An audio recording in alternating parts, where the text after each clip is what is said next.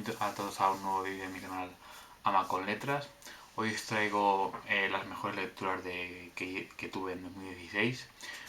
Sé que este vídeo llega un poco más tarde, pero bueno, como a principios de enero todo el mundo suele hacer este vídeo de sus mejores lecturas, pues tampoco quería sobrecargar un poco de este tipo de vídeo.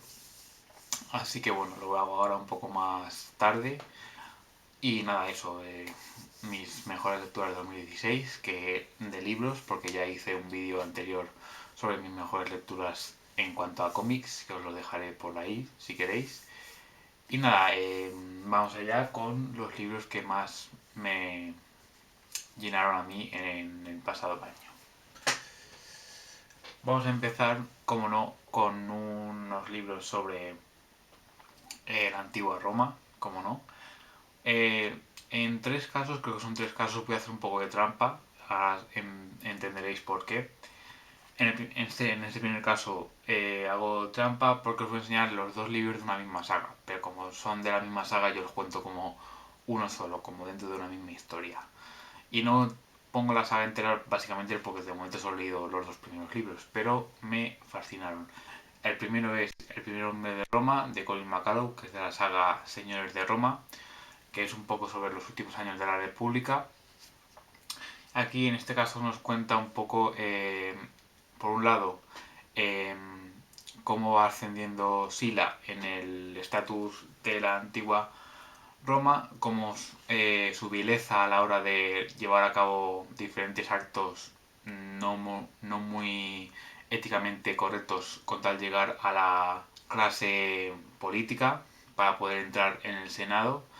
Y también tenemos a Cayo Mario, que es uno de los mejores políticos y generales que tuvo Roma en esta época, que en este caso en el primer libro nos centramos un poco en el conflicto con el rey de Yugurta de África y cómo Cayo Mario pudo sofocar ese conflicto.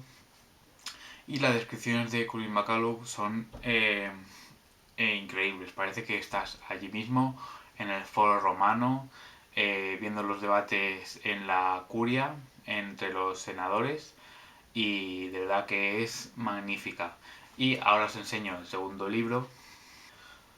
Este segundo libro es La corona de hierba, que en este caso seguimos viendo cómo evoluciona la amistad entre Cayo Mario y Sila, aunque finalmente se van a ir distanciando hasta que van a tener un conflicto, casi una guerra civil. Y también tenemos el conflicto de lo que se llamó la guerra social entre los pueblos itálicos que no querían seguir perteneciendo a Roma y la propia Roma. Hubo ahí un conflicto bastante bélico y político bastante importante. Y como digo, Colin McCullough es una maestra a la hora de describir este periodo, y no solo en las batallas, en la política, sino también en la vida cotidiana de los personajes, cómo describe sus casas, las relaciones con sus hijos, los matrimonios, todo eso.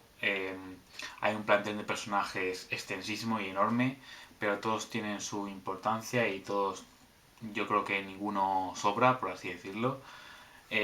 Así que esta saga estoy deseando ya continuar durante este año. Uno de los propósitos obviamente va a ser terminar esta magnífica saga, porque ya tengo claro que es una saga que me va a encantar.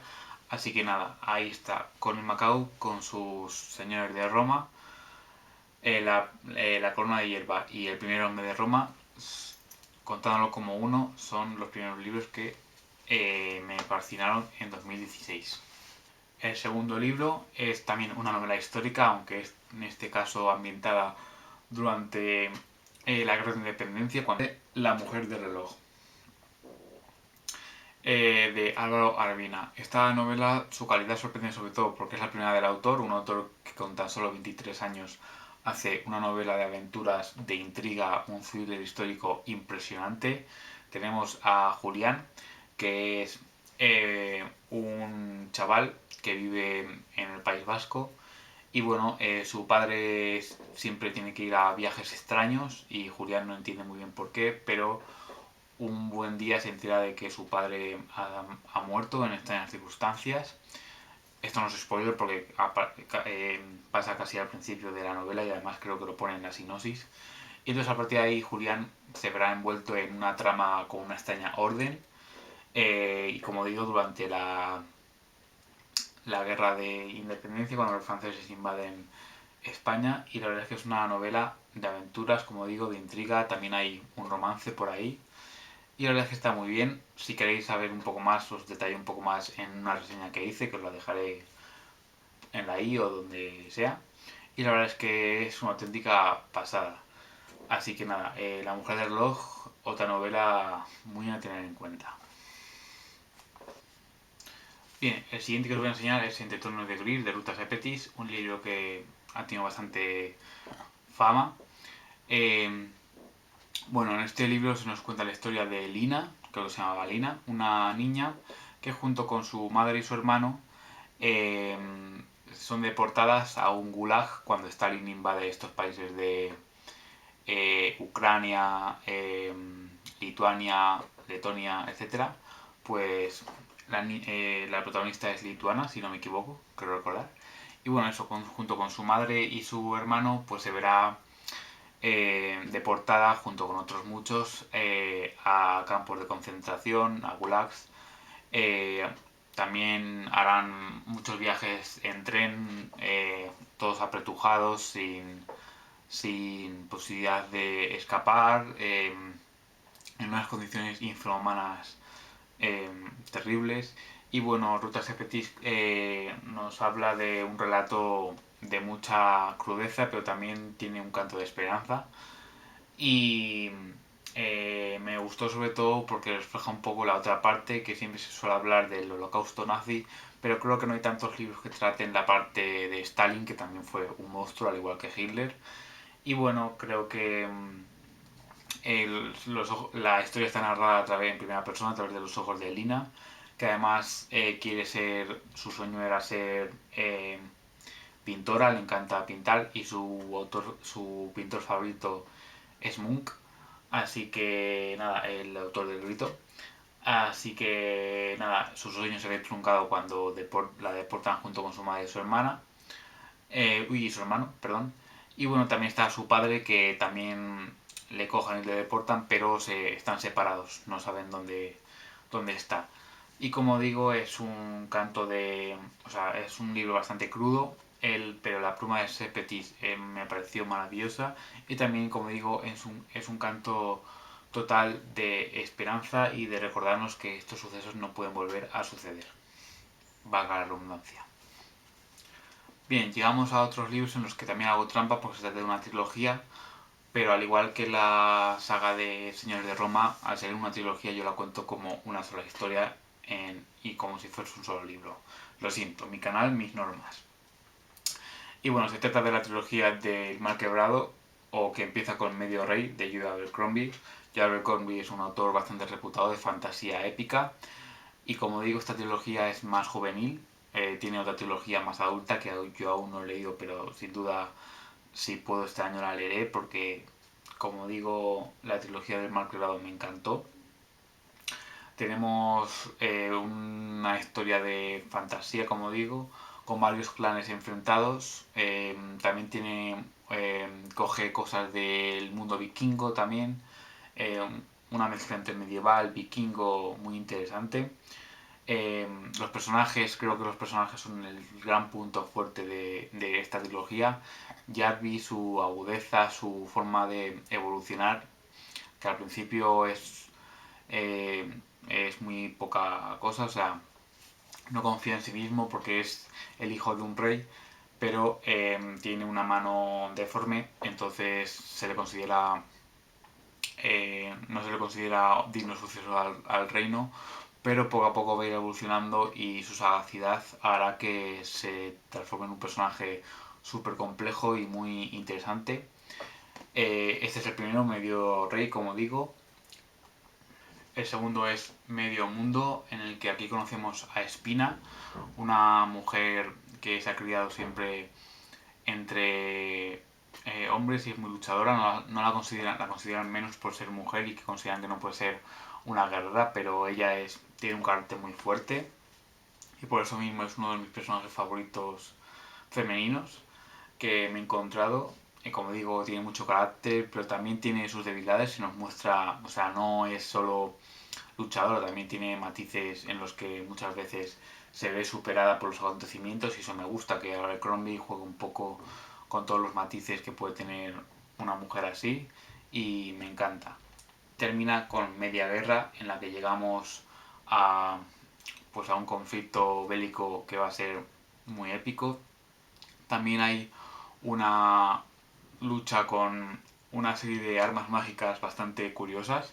También se hace referencia un poco a los elfos, pero de una forma un tanto especial y un tanto curiosa que tiene relación con cosas del futuro. Y no digo más, supongo que lo que lo habéis leído entendéis por qué digo esto, pero el tipo de magia que aparece aquí es muy curiosa y muy interesante. Y por eso esta trilogía se convirtió en una de mis trilogías favoritas y de mis mejores lecturas de 2016.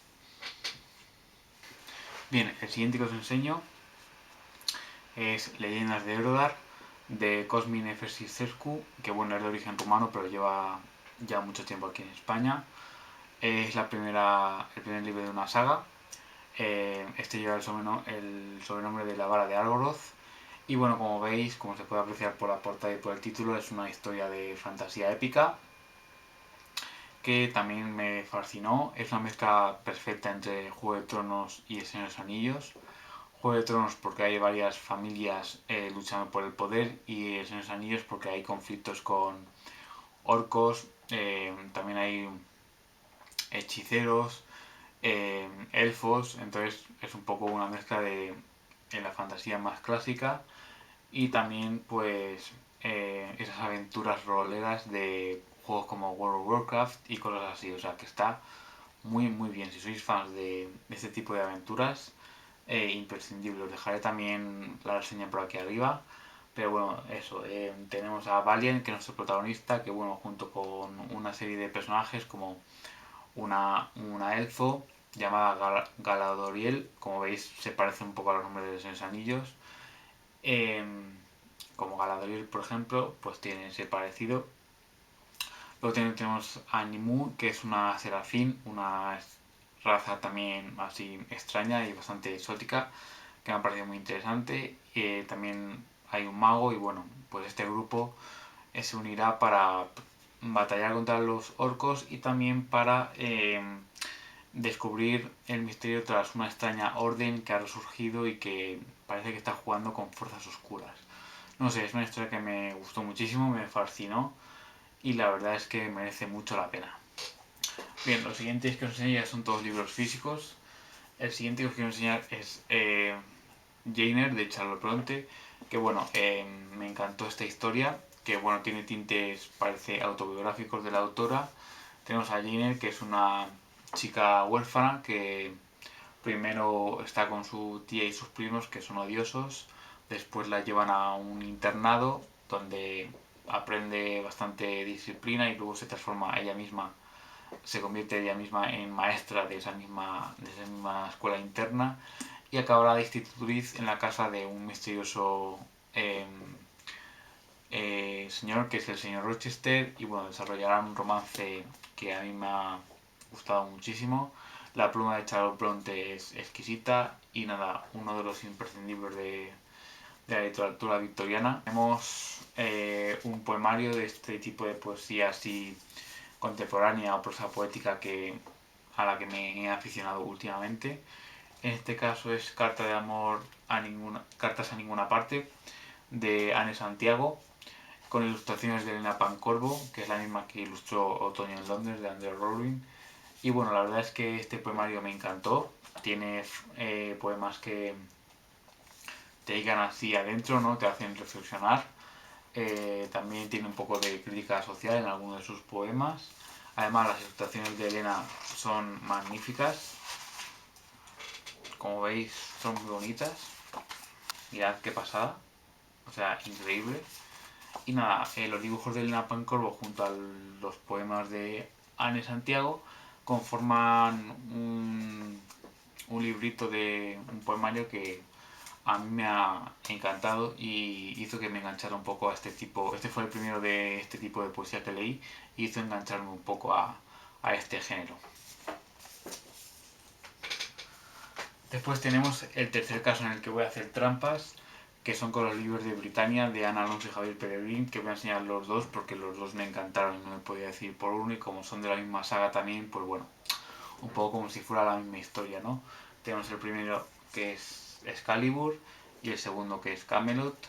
Y bueno, en esta saga Ana y Javier reinventan el mito artúrico de una forma que a mí me ha parecido muy original, con una mezcla entre magia y tecnología que me ha parecido bastante interesante. Los personajes están reimaginados de una forma que te llega a sorprender, y yo creo que el mérito de estos autores es de un mito o de una historia del que se ha escrito tanto que te puedan sorprender es más difícil, y ellos conmigo al menos lo consiguieron, y por eso lo considero de mis mejores lecturas de este año. Así que si os gustan el mito artúrico y las leyendas así medievales y tal, dale una oportunidad porque a mí me han encantado. Y por último, pero no por ello menos importante, tenemos, como no iba a estar, Santiago Posteguillo en un top de mis mejores lecturas. En este caso es la conclusión de su trilogía de Trajano, La Legión Perdida, un relato epiquísimo en el que Trajano viaja hasta Oriente, hasta el Éufrates, para conquistar el terreno de los partos, pero tiene el hándicap de que sus tropas están temerosas de que les pase lo mismo que le pasó a Craso en la batalla de Carrae, que los partos les masacraron. Y entonces tenemos dos líneas temporales, una en la que se nos cuenta el desastre de Carrae y otra en la época de Trajano, cuando intenta cruzar este río. También pasaremos por el Imperio Kushan de la India, incluso llegaremos a la China de la dinastía Han, o sea, hace un recorrido por 4 imperios, por todo el mundo, y la verdad es que es una novela excepcional, un broche de oro a la trilogía de Trajano. Eh, los personajes son increíbles, todos tienen su importancia en la historia. Me encanta cómo relaciona cosas de personajes entre Roma y China, o sea, hay una relación que al final todo encaja y eso me encantó. La labor de documentación que hace este hombre para todos sus libros es siempre brutal, bestial.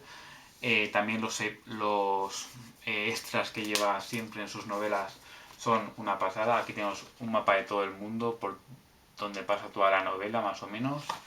Y como digo, los extras que tiene son pues de todo, ¿no? Del abecedario de los diferentes idiomas, una lista de términos latinos, personajes, etcétera. De verdad que leer a Santiago Posteguillo es una auténtica gozada. Y ya esperando con ganas la siguiente novela, que por lo visto no va a ser trilogía, va a intentar hacer una novela autoconclusiva, y con ganas de saber ya de qué va a ir. Pero sabéis que Posteguillo es uno de mis autores de chiches, por él empecé a leer novela histórica, y nada, este libro tenía que estar sin duda en este top. Y bueno, estas han sido mis mejores lecturas de 2016. Espero que os haya gustado. Comentadme abajo si alguno habéis leído o si os interesa leerlo. Y nada, nosotros como siempre nos vemos en un nuevo vídeo y ya sabéis entonces, travesura realizada.